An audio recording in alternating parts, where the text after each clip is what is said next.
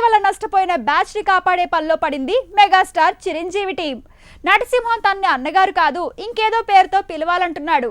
Venky scene లోకి రాగానే Bollywood star Salman Khan movie టైటిలే మార్చాల్సి వచ్చిందంటున్నారు. ఇలా సీనియర్స్ కూడా కొత్త ప్రాజెక్ట్స్ తో ఫుల్ బిజీ అవుతున్నారు. మెగాస్టార్ చిరంజీవి ఇప్పుడు ఆచార్య ఫ్లాప్ తో నష్టపోయిన డిస్ట్రిబ్యూటర్స్ ని ఆదుకునే పనిలో బిజీ అయ్యాడు.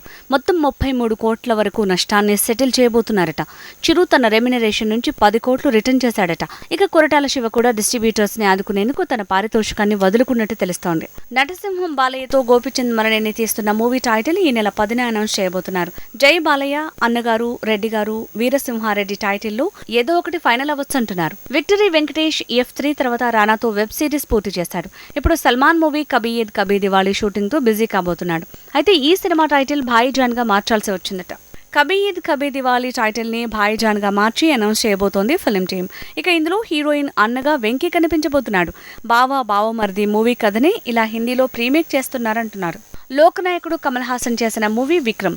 ఈ సినిమా వరల్డ్ వైడ్ గా థియేటర్స్ లో సందడి చేస్తోంది.